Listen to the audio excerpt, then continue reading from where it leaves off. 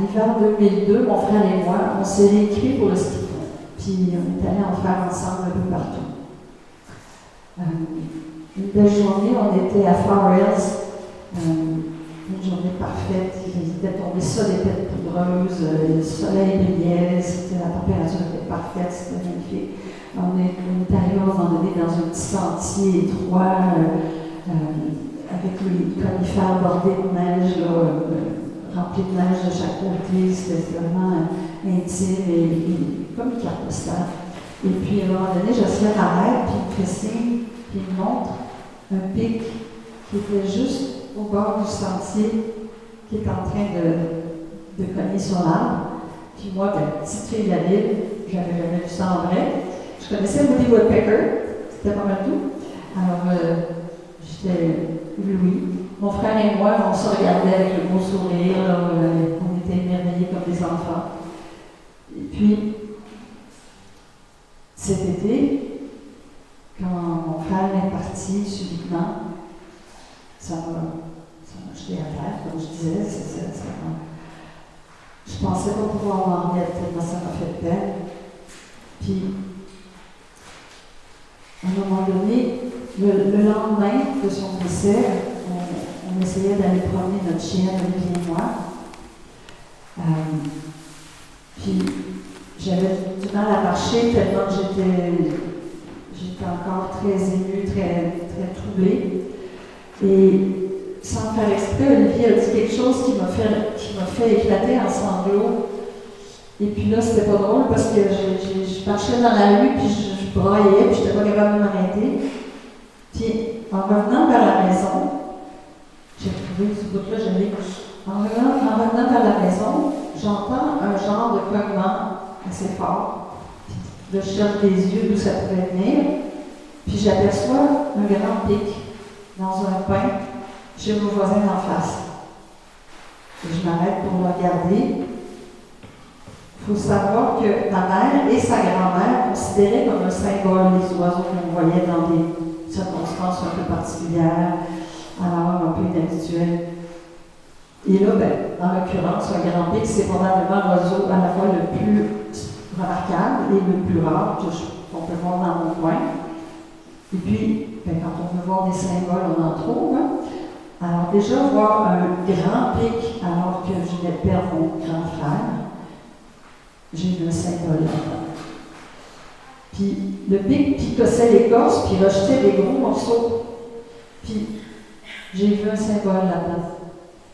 Il montait de plus en plus haut dans l'arbre, puis j'ai vu un autre symbole là-dedans. Puis là, il a fait quelque chose que j'ai jamais vu faire aucun autre oiseau. Il s'est mis un peu de côté, puis il a déployé une de ses ailes, l'aile du bas, puis il l'a collé contre le tronc de l'arbre, comme un grand frère qui étendrait son bras pour réconforter sa petite sœur.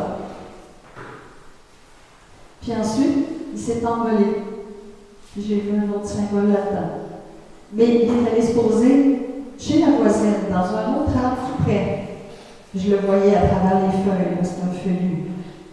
Mais à un moment donné, il est monté le long du tronc, puis là, il était rendu caché par le feuillage.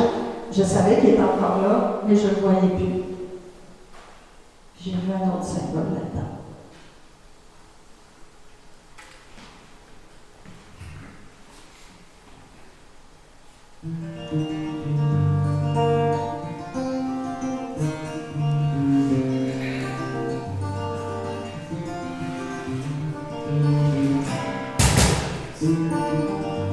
Alors où les gens s'éveillent, alors des poules dans des foules. La rue était pleine de soleil, j'ai pris 37h20. Descendu dans le village, sentais bois, sentais sapin. J'entends plus quoi dans son âme, je me sens mal et je me sens bien.